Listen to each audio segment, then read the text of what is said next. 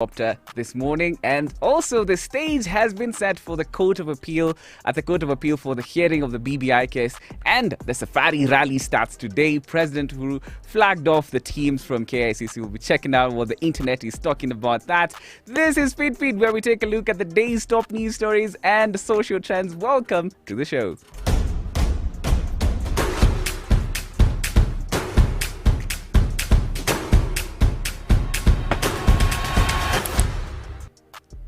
My name is Kimani Mbugua. Thank you so much for joining our live stream. Thank you for being here. We don't take you for granted. Remember to share this video if you're watching on Facebook, and please subscribe if you're watching on YouTube, because we are live. And also give me your comments as we go on to take a look at the day's biggest news stories, what's trending, and everything else that you need to know. So we have an update because KDF has given an update on the Air Force helicopter that crashed this morning at a place called Oltepesi in Kajiado.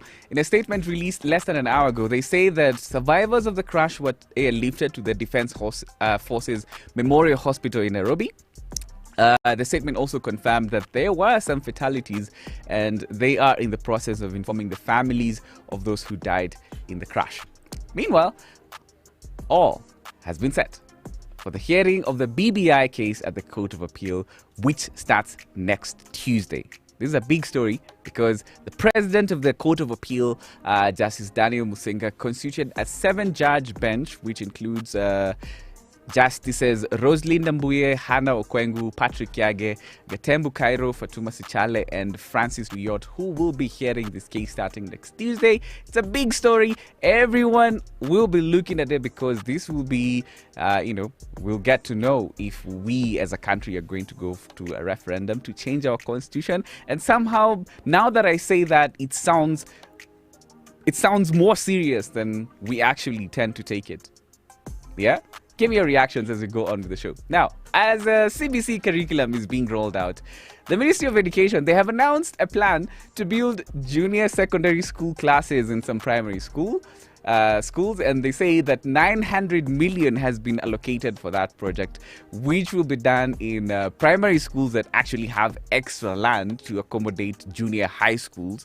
And the ministry has also allocated another 1 billion shillings to build extra classes in some secondary schools. So for those of you who are wondering what this whole junior high school, primary school has to do with the CBC, so in the CBC system, how it will work, it includes 7 years of primary education, 4 years of lower secondary or junior high school, and 2 years of upper secondary, that's Form 5 and 6, and 3 years for a university course. So the CBC kids, they will take 3 years in university, yeah, as opposed to the rest of us who spent like 9 years in university. Yeah, it's true. Some people graduate after 9 years, yeah, or even more. Yeah, the Kenyan public universities, it's not always that easy to complete your degree. Yeah, thank you so much for all of you here. Give me your comments as we go on. Let's talk about Nairobi. The county MCAs, they have put pressure on NMS to regain control of the matatu sector in Nairobi, which they say is colluding with rogue county officials to take over spaces that aren't meant to be matatu stages, which is causing chaos in the CBD. And they say that all the good work that NMS is doing to upgrade the CBD is being undone by matatu circles that are taking over spaces illegally. So the MCAs want NMS to get a grip on Nairobi's matatu industry. So I'm asking you, do you think NMS will be able to tame Nairobi matatus? You think they're going to be able to take a hold of them? I mean, yeah, it's a beast that has been untamed for a long time. And now MCAs are putting pressure on NMS to, control the matatu sector. Is this going to be successful? Leave me a comment. Yeah, thank you for all of you who are watching. Please give me your reactions to these stories as we go on. Because we are live. Yes, if you don't believe you're live, comment, and I'll be reading your comment as we go on. Meanwhile, Spencer Sankale. Remember that name? Does it ring any bells? Well, that's a guy who blew the whistle on the rampant corruption that was happening at Masai Mara University, where he was working as a senior accounting officer. Now, he was fired last week from the university, but less than a week later, he got a role at an organization called the African Parliamentary Network Against Corruption. That's a organization that all it does is in the name, right? Now, he will be an associate member at that organization, which, of course, seeks to rally up nations in Africa to fight against corruption. Yeah. Remember that, the Mara haste? Yeah. And I saw someone. Yeah, let me get you some comments in this story because I saw some very good questions here on Kenyans.co.ke. Agrivina Mbumba asks, and what is happening to the big cow that needed grass? Remember in that story, they said there was a big cow that needed grass. What's going to happen? Ricardo Ndirango says, thieves making many Kenyans remain poor because of their greed. They may think they are safe, but God's time will surely come if they don't repent. Mtuamaju always here. Mtuamaju is always we should give him a top fan badge for this show. Yeah, Iman is here. Iman, how do you give someone a top fan badge for the show on Facebook?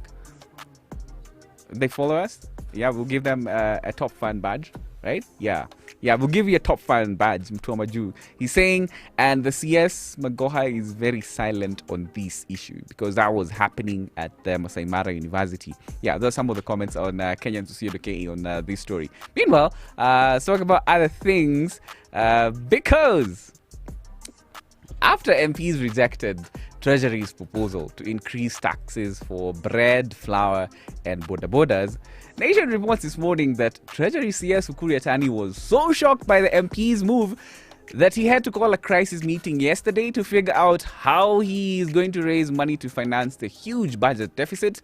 Now, the crisis meeting included 3 MPs from Parliament's Finance Committee, where he pleaded with them to review that decision, but they declined and told Yatani that they were not going to subject Kenyans to more taxes. So it is back to the drawing board for the Treasury to figure out how they will finance the budget because the MPs are not going to allow the government to increase taxes for us. Well, at least for now. Now, yeah. Interesting. Yeah. I'm checking out your comments. I see, yeah. How you're commenting here.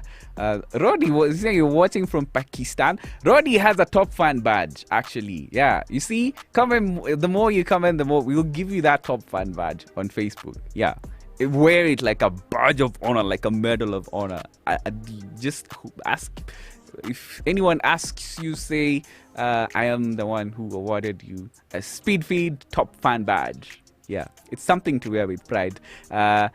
Roddy is saying the government is always broke. I don't know how it is still news. Dab says Spencer should have kept his mouth shut. He would be rich.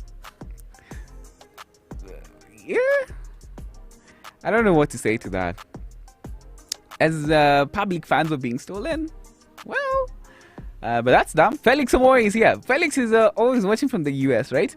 Kuna option ya fuliza for the broke government. Option ya fuliza yao ilikuwa kufuliza mkate. Lakini MPs wamesema hii story hapana, kataa hiyo story kabisa. Someone else watching from Iran. Okay. Thank you for your comments. I'll be reading them as we go on with the show. Now, if you found yourself registered to a random political party that you probably never knew existed, you know, last week on the Office of the Registrar of Political Parties website, when people were logging in and they were surprised to find out they were members of political parties they didn't sign up to, now you will have to write an objection letter or a resignation letter to exit that political party. Yes, this is according to Political Parties Registrar Anne Derito, who was speaking to the press yesterday and said that they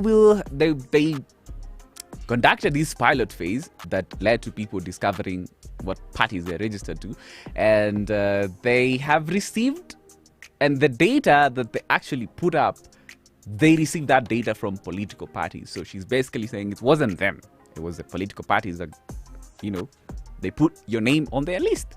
She added that the pilot project was successful because they received the feedback they were hoping for.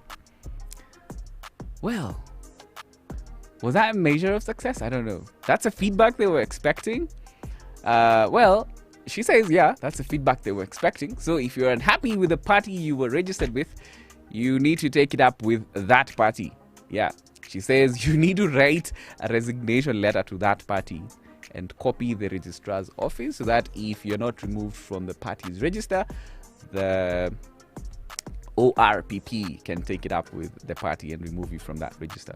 So the question here is, how do I sign out for something I did not even sign in for? Shouldn't they just do it? But she says no, they received that data from, political parties. And it just opened up a whole conversation on the safety of our data. Yeah, your data is almost everywhere, right? You go to withdraw money from maybe you leave your names over there. Yeah, you register as you get into buildings. There's a trail everywhere. Or maybe on social media, there's very little privacy. So how could have this data ended up on that register for political parties? So those are some of the questions that people are asking. Let's check out your comments. I want to read them as we go on with the show. Who is this? Let me just move up and see. Larray Lata says, I missed a story about the crash. What happened? The story about the crash is this morning a KDF helicopter crashed at a place called Oltepesi in Kajiado. And KDF has not given the number of people who were involved in the accident on the crash, but they said that there were some fatalities. Some soldiers or whoever was in that plane, some people died after the crash, and there were also survivors who survived the crash, and they were taken to, the Defense Forces Memorial Hospital. Yeah, so that's it. That's the story. Daniel Makanda, you're asking, what's the crash all about? Oh yeah, that's what I just explained. Yeah, if you're watching on YouTube, you can scroll back. But that's the update. The KDF plane that crashed this morning at 9 a.m. in the morning. Well, thank you for your comments. I'm looking at your comments as we go. And thank you for all of you who are commenting. Who's the? I see Jay's. What's Jay saying? Oh, Jay saying you're watching from Iran. But thank you. So on this story of people being registered in different political parties, Raila Jr. was registered. He found out that he was registered under ANC party, and his father is the ODM leader. So he will have to write to ANC party to resign from the ANC party. Remember when his sister was joking on Twitter that he has always been a mole? Now he actually has to write a resignation letter, which by itself is like an admission you're already a party member. So this story has just opened a can of worms on people are angry that their names were registered to different political parties. Now from parties to parliament, MP, they want the Parliamentary Service Commission. That's their employer, by the way, PSC. They want PSC to immortalize former GEM MP Jacoya Midiwo's name by naming one of the facilities at Parliament buildings after him. Most MPs seem to agree with this suggestion to rename one of the committee rooms in the new Parliament buildings after Jacoya Midiwo. So it's going to be Jacoya Midiwo Room for some of the committee rooms. You see them when they're interviewing different people. Those committee rooms. One of them is going to be named after Jacoya Midiwo. In other news, so some lawyers have written to Land CS Farida Karone asking her to consider returning to the manual lands registry system. They say it's because the new digital land system keeps failing, and they say the downtime on that system is stalling a lot of multi-million land transactions. So people are not able to process title deeds as fast, and so it's stalling a lot of businesses. Is this gonna happen? Like, are they gonna go back? What's gonna happen in this one? It'll be interesting to see what the lands ministry is gonna do about that.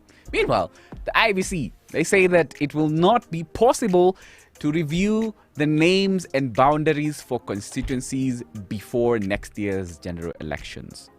Acting IBC CEO Hussein Marjan was speaking to Parliament's Justice and Legal Affairs Committee, and he said that the only feasible time that the review of electoral boundaries can be completed is March 2023.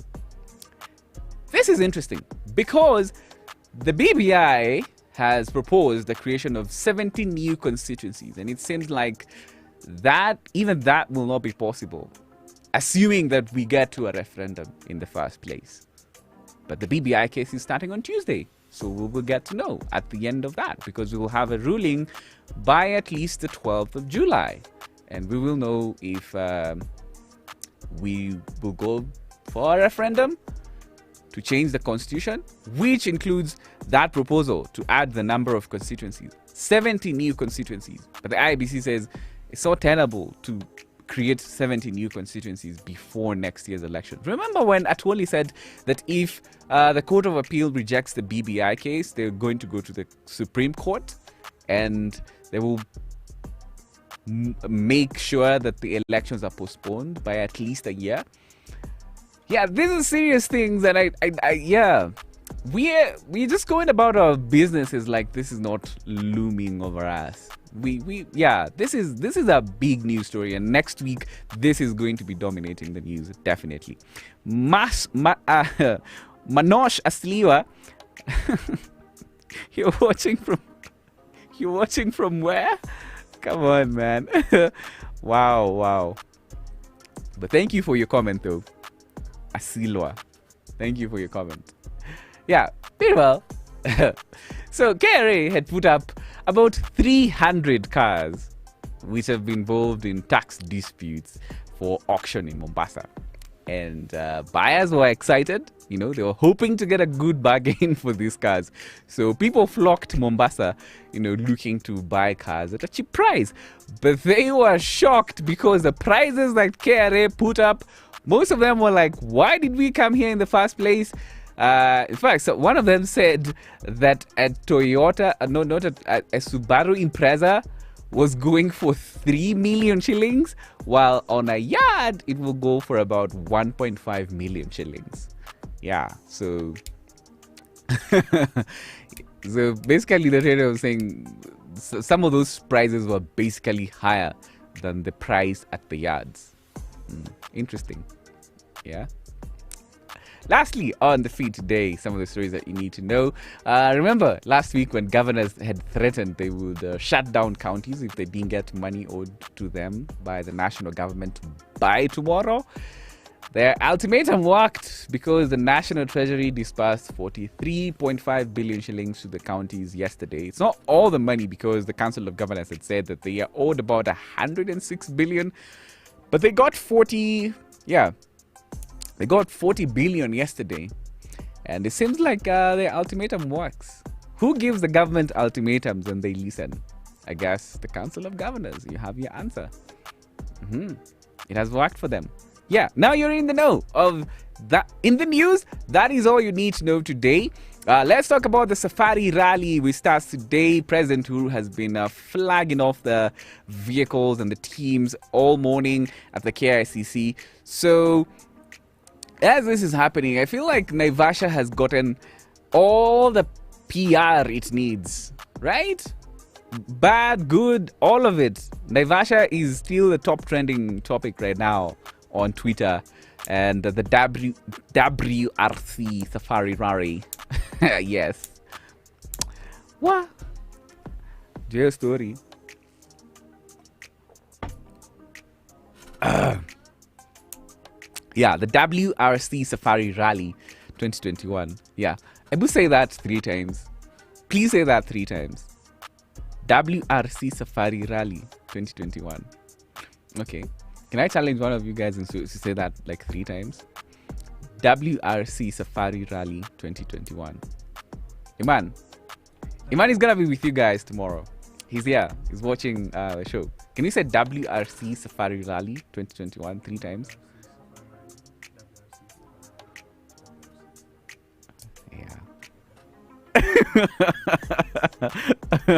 Yeah. Yeah. Did you say that? Pause for a moment and try to say that. Yeah. So Naivasha is trending right now because the president has flagged off the teams.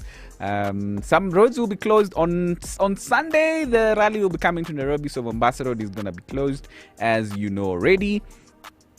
Who else is trending today? Oltepesi is trending because it's the place in Ngong where that helicopter crash happened, and KDF says that there were some fatalities in there, but there were also survivors who've been taken to the Defense Forces Memorial Hospital here in Nairobi. Daniel Musinga, the president of the Court of Appeal, is trending because he has constituted a 7-judge bench that's going to be hearing the BBI case. Ngong is trending because of that plane crash story. KICC is trending because the president was there to, flag off the teams being involved at the safari rally. Kajiado is trending because of that. Mike Sonko is trending for some reason today. Who else is trending? Who is this interesting trend here? Maxine Wahome is the only female driver at the safari rally. That's why she's trending. Maxine Wahome with Team Betika. Yeah, shall we take a moment and talk about last night's games? Because what was that football? I know if you're not a big fan of football, stick around for just a second. Okay, so yesterday there were 2 games. The group of death, Group F. It was France, Portugal, and Germany and Hungary. And those 2 games were really entertaining. Germany and Hungary did not make it to the knockout stages. France and Portugal did. Yeah. That's not exactly. Yeah, they did. Which is very confusing because now it's not, what is it called? There's a name for that. Okay, sorry. I don't want to get into football banter right now because I had not prepared for it. But those were entertaining games, and everybody was talking about them. Thank you so much for your comments. Thank you so much for tuning into the show today. There's someone who's always liking consistently, like towards the end of the show. I don't know who that is, but whoever you are, just know that we love you and we appreciate you. Yeah. So I'll be away till Tuesday, and Iman is gonna be here with you tomorrow on Speed Feed.